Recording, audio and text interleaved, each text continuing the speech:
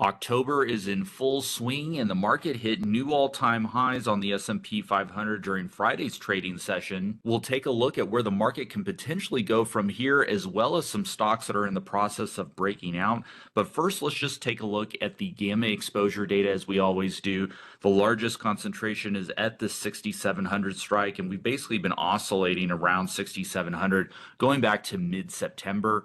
Interestingly, over the course of the last week, we have seen gamma exposure start building at the 6,800 strike pretty significantly, and you can actually see the skew in the volume in the options market is tilted to the upside. Even with the pullback that we saw during Friday's trading session in the afternoon, you can even see almost 100,000 contracts traded at that 6,800 strike in the SPX options chain. So just looking at our overall gamma exposure picture, the big floor looks like at 6,700 with a smaller probability of a move down to 6,600. So if we do get any kind of bad news catalyst next week, we could potentially see a pullback into that 6,600 strike. But as long as the momentum remains in place, 6,800 is the ultimate next target according to the gamma exposure data. Large positive gamma exposure at 6,800, and it's also where this channel is pointing to for a potential target into next Friday. So that's something to look out for. We'll be reviewing this in real time as we always do during our live stream, which you can catch every day at 10:30 Eastern. I'll put a link in the description below. You can also check out our community Discord as well, just to see what we're trading each and every day. Links in the description below. One of our overall concerns, however, is on the volatility index. This is something we've been discussing last week, is the series of higher lows that we've been seeing since the beginning of September. That was essentially the low on the VIX. And ever since then, even though we've been consolidating, the VIX has been around 15, 16, 17 in that range. Ever since then, though, however, the series of higher lows is a little bit concerning. We almost see kind of a curvature that precedes large volatility spikes. That is something to watch out for. We also have seen negative gamma exposure spike up at the 18 strike. So this is another concerning factor, where before the primary GEX was at 15 and 16. Now we're seeing the shift a little bit higher, although it is still negative GEX. We haven't gotten large positive GEX building too much above 20. So it is possible that we could see a spike up around 18 on the VIX at some point next week. So that's something we're going to be watching very closely. And the concerning thing about a VIX move above 18 is that that would put us above the most recent spike up. So that was just below the 18 level a couple of weeks ago. And so another spike above 18 would basically trigger a potential break of this volatility compression pattern that we've seen since April. The VIX is also above its 50-day EMA, which is sitting at 1618. That's that red line on the chart. And this is another factor that we're watching closely. A series of closes above the 50-day EMA is also concerning, just showing that we could be seeing a volatility regime shift, even though volatility is pretty low in the 16s currently. Next, I just want to take a look at the Qs, and we've got our time machine feature pulled up here. We're starting back on September 22nd. And if you look, this was the final move up to that 600 level. Of course, we have been trading a little above 600 recently, but look at the gamma exposure back on September 22nd. Large gamma exposure at the 600 strike, not very much gamma exposure at higher strikes. And if we just track this development over time, we can see, price has really been trading right around that 600 level, kind of just oscillating back and forth. You can see some gamma exposure shifting down to 590 all the way up to 605. But over time, that 600 has really been the price where we've been oscillating around basically over the last couple of weeks. And, just on the close on Friday, we basically see large gamma exposure in that same range between 600 and 605.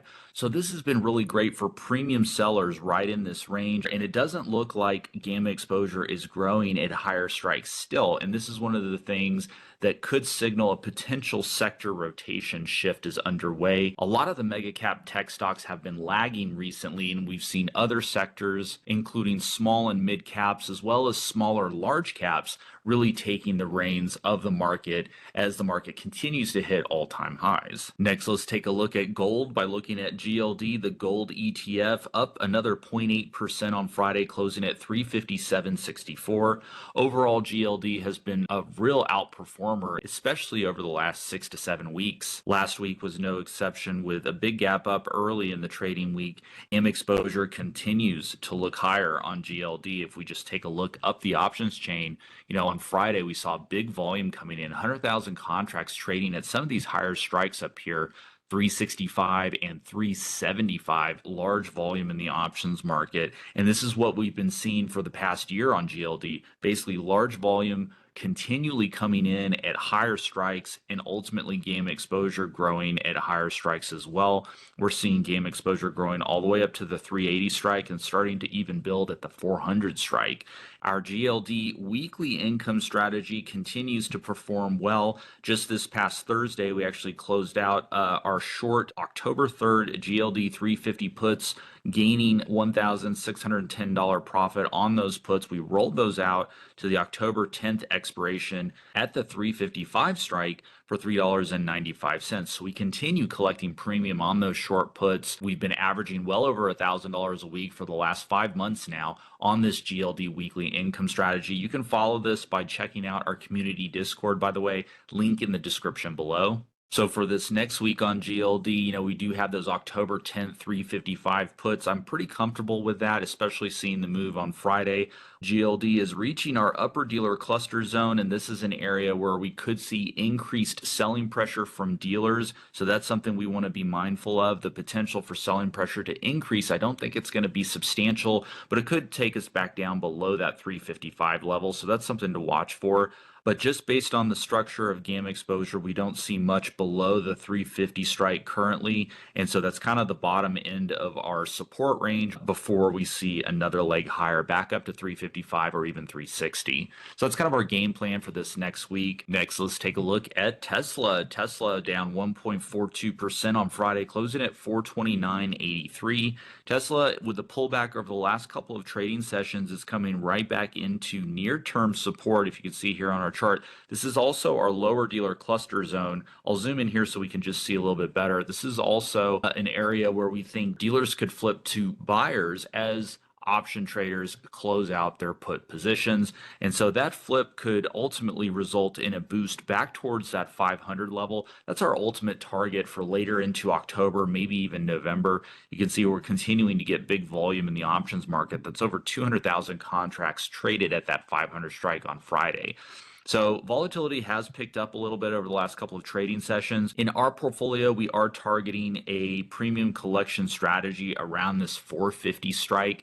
And so as we trade between 420 and 460, 470, anywhere in that zone, that's actually really good for us with our premium collection strategy. So we're going to continue to hold this over the next week or two, try to collect a little bit more premium, but ultimately knowing that the risk of a breakout to the upside is lingering in the near future. So we think that's going to be later in October to November, but we're going to keep our eye on this big gamma exposure at that 500 strike. Next, let's take a look at Crowdstrike. Crowdstrike was down on Friday 1.39%, closing at 489.88.